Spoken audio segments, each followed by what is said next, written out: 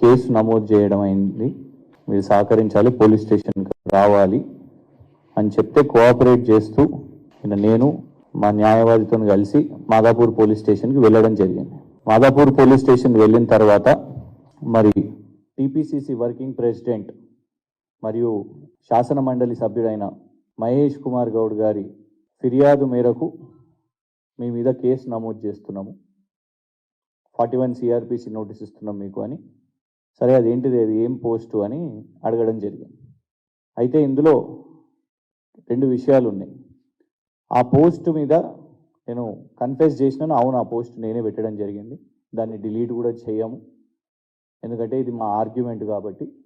And దాన్ని చెప్పింది కూడా మేం కాదు, మాట్లాడింది మేం కాదు, కాంగ్రెస్ నాయకులు, మొన్నటి వరకు కాంగ్రెస్ కోసం ప్రచారం చేస్తున్న యూట్యూబ్ జర్నలిస్టులే చెప్పారు కాబట్టి ఆ ఆరోపణనే మేము చేయడం జరిగింది, ట్వీట్ చేయడం జరిగింది. దొంగలు, బ్రోకర్లు, ఒకరేమో యూట్యూబ్ జర్నలిస్ట్. వ్యవహారం ఇదంతా వేల కోట్ల రూపాయలకు సంబంధించిన అవినీతి ఇది. ఈయననేమో మొన్న కాంగ్రెస్ నుంచి ఎమ్మెల్యేగా పోటీ చేసిన ఫిరోజ్ ఖాన్ గారు 3,000 కోట్ల చిత్రపురి సొసైటీలో భూదందా జరిగింది, అవినీతి జరిగింది అని వేసిన ఆరోపణ వారిదే. దాన్ని మీకు చూపెట్టిందే యాజ్ ఇట్ ఈస్ సోషల్ మీడియాలో పోస్ట్ చేసినాం. ఇప్పటి వరకు కూడా డిలీట్ చేయలేదు, దాన్ని డిలీట్ చేయబోము కూడా. ఎందుకంటే మాట్లాడింది నీ కాంగ్రెస్ పార్టీ లీడరు, మీరు ప్రమోట్ చేసిన యూట్యూబ్ జర్నలిస్టు, మరియు మీరు దానికోసం ఇవాళ ఇవ్వండి ఈ కేసు నమోదు చేస్తున్నట్టు నిన్న ఇచ్చిన 41 CRPC నోటీస్ సంతకం చేసినాను. కానీ ఎక్కడ కూడా నా పోలీసు వాళ్ళు నా మొబైల్ ఫోన్ని సీజ్ చేసినట్టు ఇందులో మెన్షన్ కూడా చేయలేదు. నిన్న అక్కడికి వెళ్ళిన తర్వాత కోఆపరేట్ చేసిన తర్వాత మొబైల్ ఫోన్ను జప్తు చేయడం జరిగింది. దానికి సంబంధించిన పాస్వర్డ్లు కూడా వాళ్ళు బలవంతంగా అడిగి తీసుకోవడం జరిగింది.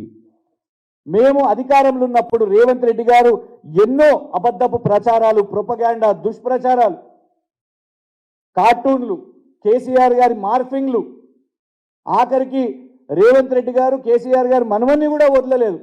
అవన్నీ చేసినప్పుడు మేము కేసులు వేసినామా? రేవంత్ రెడ్డి గారు ఫోన్ని సీజ్ చేసినామా?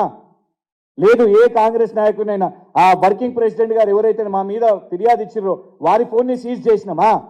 సోషల్ మీడియాలో పోస్ట్ పెడితే ఫోన్లు సీజ్ చేయడమా? గిదా ఇంద్రమ్మ పాలన అంటే? ఇంద్రమ్మ పాలన అంటే మళ్ళా 1975 ఎమర్జెన్సీ అని వాళ్ళ ఉద్దేశం అని అర్థమవుతున్నది. బరాబర్ పోరాటం చేస్తాం.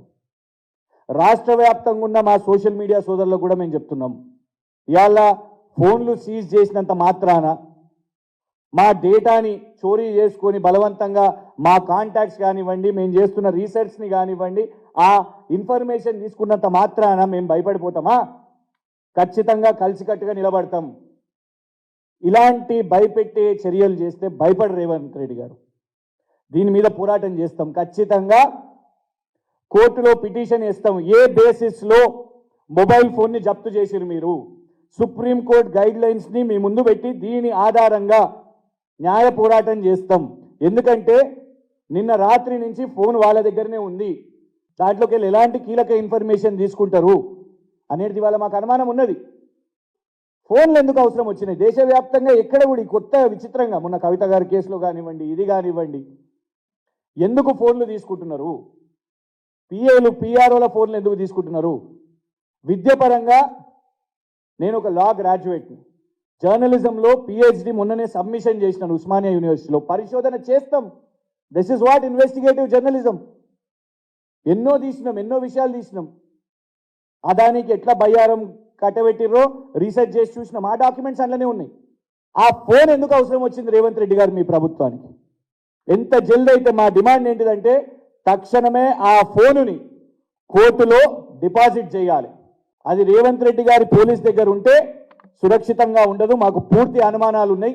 రాష్ట్ర వ్యాప్తంగా ఉన్న మా బేస్ కానివ్వండి, మా గ్రామస్థాయి కమిటీలు కానివ్వండి, గ్రూపులు కానివ్వండి, అవన్నీ చూడడానికే ఈ ఫోన్ అసలు నిజంగానే ఇంకా మాదాపూర్ పిఎస్లు ఉందా, రేవంత్ రెడ్డి గారి దగ్గర చేరిందా అనేది మాకు ఒక అనుమానం ఉన్నది.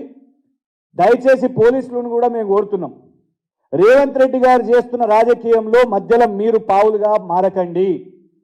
అధికారం శాశ్వతం కాదు. మీరు ఏ విధంగా వచ్చిన 100 రోజుల్లోపే మీరు ఈ విధంగా చేస్తుంటే కరెక్ట్గా ఉండదు. మేము ఇలా చేయలేదు.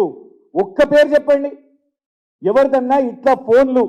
అరే యూట్యూబ్లను పెట్టేసి మా మీద ఎన్ని అబాండాలు బూతులు తిట్టినా కూడా ఏనాడు ఎక్స్టార్షన్లకు చేసినా కూడా ఏనాడు ఎవ్వరి ఫోన్ సీజ్ కాలేదు.